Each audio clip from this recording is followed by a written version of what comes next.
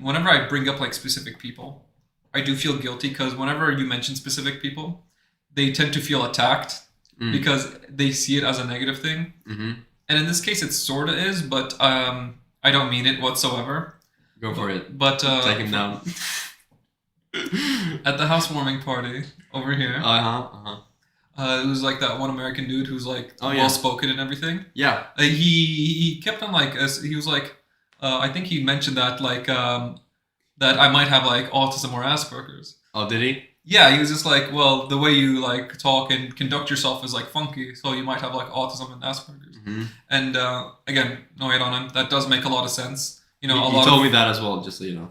Oh, I did. No, he did. Oh, okay. I mean that's fair. But I mean. Wait, what? Oh no, that came out wrong. But I mean, like. I mean, maybe it is. I think I have a slight piece of autism in me. I don't know if it's on the spectrum even, but I do have something to that direction. I mean, I don't even feel bad about it. Actually, it's like you shouldn't be anything you feel bad about. It's just neurodivergency. It's not a bad thing. Neurodivergency meaning diverging from the typical, norm. Yes, the norm. Yeah. For example, you could consider certain geniuses as neurodivergent.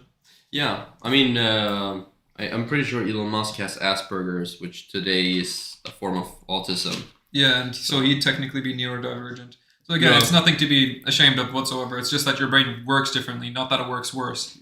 But yeah. When I said fair, that's like my basic standard response. By the way. Yeah, I know. It's either I'm like, oh, that is fair, or it's just like, oh, okay. Yeah. But it was kind of like where if anything deviated from the norm, even slightly, people would start to have questions about themselves, and that's why I believe self-expression is important. But what did he tell you? He told you that you were autistic? He says the way I speak is like a bit more like somebody with like Asperger's or some sort of autism. Because he says the analogies I bring up are weird, and the things and way I explain and conduct my speech is strange. Maybe. It could be that. It could also be that, you know, I know he has a lot of friends that are autistic. Yeah. And on the spectrum. So that could be part of it too. That he's just, you know, because sometimes when you identify something, you see in everything. Yeah. That can definitely be a part of it too. It's the whole GTA car thing. Do you know? Oh yeah, I know that. It's like you rob someone of their car in GTA. Like, oh, this is such a good car. And then you start seeing that piece of shit everywhere. Yeah.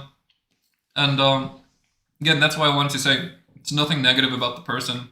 Because again, you don't know their backstory or why they might be thinking some way. And again, that's pretty much the norm, right? Yeah. It's just that I don't know, honestly, it was kind of refreshing talking to somebody who was so open. Like him? Yeah. Yeah. I mean, like most people are just a bit too timid to give their opinions, which I kind of am sometimes. But that's like not as much, you know? That's when I feel like the conversation's kind of been given up on. There's no point in talking. But it was quite nice talking. It's quite nice talking to people who are a bit out of the norm. For example, he's a bit out of the norm where he like gives his opinion straight up out. Yeah. I'm a bit out of the norm. I'm not sure if you're out of the norm because I don't know what the norm is. I'm very much out of the norm. Then, yeah. So that's like a good thing. Oh, I should probably I just got reminded. I was too focused on speaking.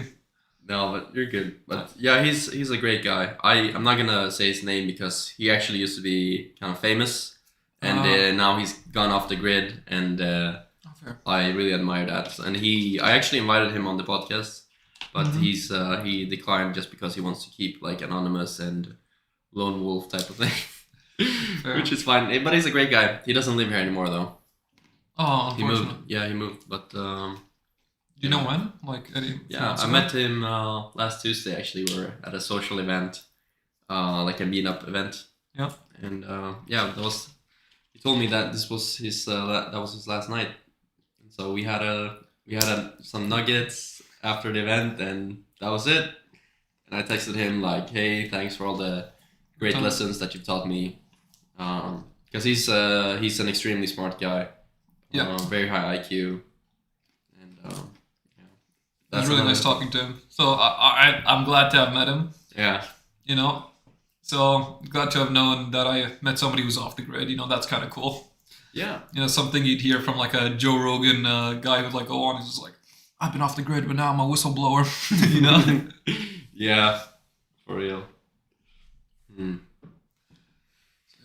Yeah, he's an American living. I should stop talking Yeah, about you should. Yeah.